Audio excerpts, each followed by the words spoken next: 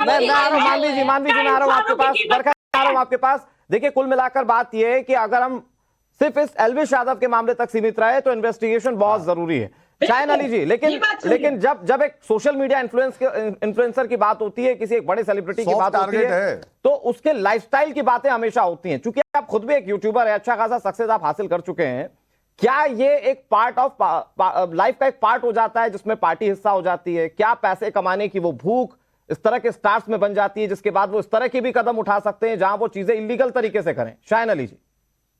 बिल्कुल, देखिए 100% ऐसा होता है। और ये सिर्फ यूट्यूब की बात नहीं है, एज एन इंस्टाग्राम भी मैं बताऊं, जो एक इनका बहुत ही खराब पैटर्न है मैं समझता हूं, वो ये है कि ये लोग ये नहीं देखते कि आपको सपोर्ट कितनी मिलती है। ये जो आपको इनकम देते हैं वो आपके व्यूज पर देते हैं, वो ये नहीं देखते। इसी की वजह से जो आजकल इतना क्रिंज कंटेंट डल रहा है वो इसी की वजह से डल रहा है। बात रही जहां तक एल्विश यादव की, तो देखिए Elvish Yadav he is a mega star of India, वो एक बहुत बड़ा स्टार है इंडिया के, और उसका प्रूफ हमें बिग बॉस में किया था, जितने millions of supporters Elvish Yadav के साथ खड़े हुए थे।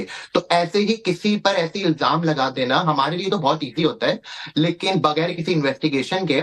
लेकिन हम ये नहीं देखते कि यार जिस इंसान ने इतना कुछ डिलीवर करा है उसकी मेंटल हेल्थ पर क्या बीत रही होगी, हम ये नहीं देखते उसकी फैमिली पर क्या बीत रही होगी। हम बस ऐसे उठकर इल्जाम लगा देते हैं, और किसी भी हम इन्फ्लुएंसर या किसी भी हम पब्लिक फिगर को हम ये समझते हैं कि अगर वो पब्लिक फिगर है तो वो हमारी प्रॉपर्टी बन गया। तो आई थिंक ऐसा हमें नहीं समझना चाहिए बिल्कुल भी। जी नहीं, बहुत इंपॉर्टेंट बात आपने कही। लेकिन मानवी, अगर ऐसा है भी, अगर कोई स्टार अगर इस तरह के सवालों के घेरे में आ जाता है, हम बिल्कुल इस बात को कंसिडर कर सकते हैं कि उसकी मेंटल हेल्थ बहुत ज्यादा प्रभावित होती है।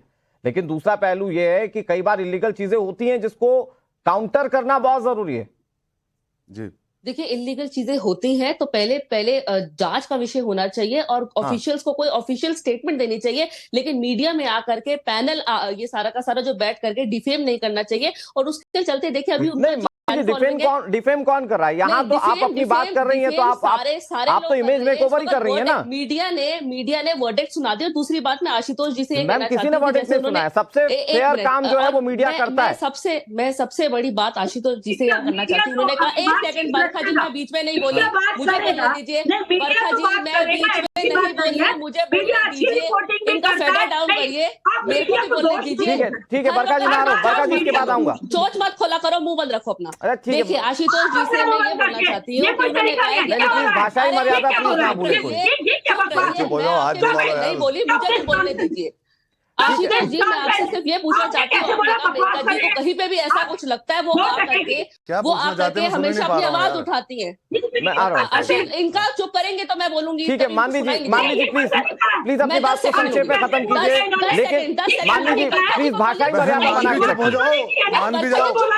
बोलूंगी ना। ठीक है बरखा जी, मैं आ रहा हूँ। ठीक है आशुतोष जी से मैं सिर्फ ये बोलना चाहती हूँ, पूछना चाहती हूँ। उन्होंने कहा मेनका जी कहीं पे भी ऐसा कुछ होता है वो अपनी आवाज उठाती है, लेकिन आवाज उठाने से पहले वो वैलिडेट नहीं करती। उसी के चलते इस्कॉन ने 100 करोड़ का उनको डिफेमेशन केस डाल दिया था। आपको वैलिडेट करना बहुत जरूरी है। किसी को डिफेम। बरखा जी, मैं आ रहा हूँ। प्लीज बरखा जी, प्लीज दूसरों को बोलने दीजिए। एल्विश, देखिए जब उसको 3 सीट मिलेगी तो वो भी डिफेमेशन केस डाल सकता है, तो इसका क्या आप जवाब देंगे? वैलिडेट करना बहुत जरूरी है। ठीक है नहीं, एक मिनट बरखा जी, एक मिनट। मैं बोल रहा हूँ बरखा जी, 3 लोग एक साथ बोलेंगे तो किसी की बात समझ में नहीं आएगी ना। मैं बोल रहा हूँ मानवी जी देखिए, भाषाई मर्यादा हमेशा, आप मेरी डिबेट में कई बार बैठी हैं, भाषाई मर्यादा कभी नहीं टूटना चाहिए। वो अपने तरीके से बोलेंगे, आप अपने तरीके से बोलेंगे, बस सब अपने मर्यादा में और दायरे में बोली। तो मेरे को भी स्पेस मिलना चाहिए 10 सेकंड।